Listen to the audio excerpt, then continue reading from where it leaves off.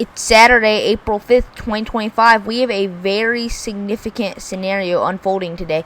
We have a big moderate risk and even a big high risk. So if you're in the high, we are expecting widespread, life-threatening flash flooding. And if you're in the moderate, it's still going to be pretty significant. And even in the slight, you need to watch out for some pretty dangerous flooding. And in our region, we already have significant river flooding ongoing right now.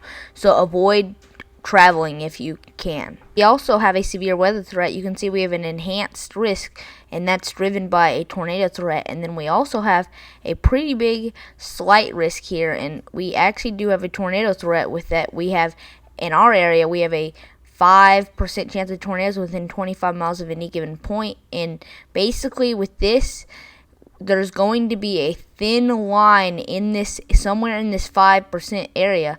There's going to be a thin line of a pretty significant tornado threat, but they don't exactly know where it's going to be yet, so they just put a 5 in this area. And then here they're more confident in this area.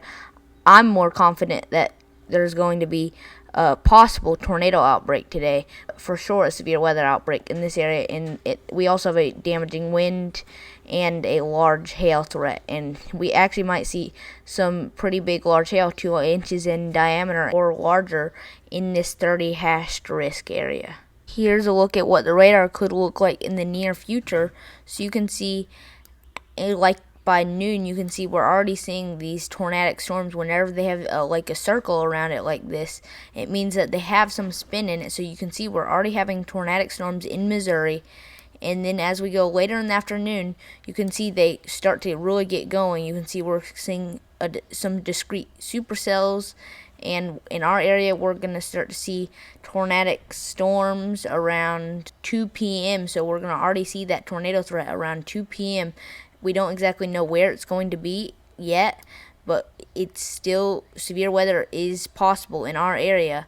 You can see we are going, this model suggesting that our area is under the gun for tornadic storms, and even here we still have that tornadic threat here for tornadoes.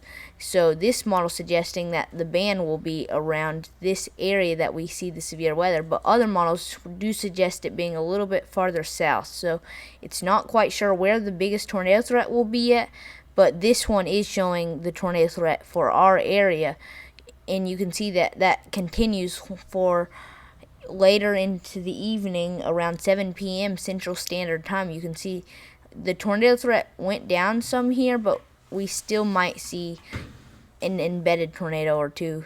And even in this area, we still have a pretty significant tornado threat in this area.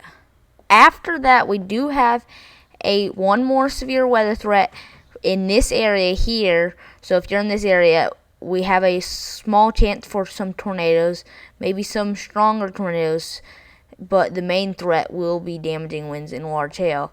But then also we will see colder temperatures after today for a couple days, maybe highs in the 50s and lows sometimes below freezing. So we might still have frost in our area.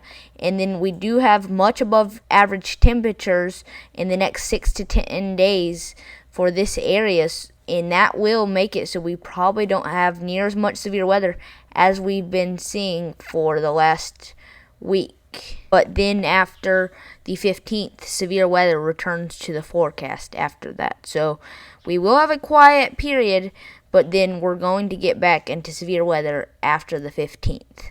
And that is all the Weather Talk for today. Please subscribe and turn notifications on. That way you don't miss out on any new videos.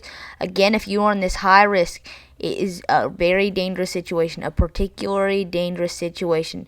And David Powell will be going live with Weather and Wisdom. So check out his channel. If you live in Western Kentucky, he'll be covering you live today. Goodbye. I'll see you in the next one.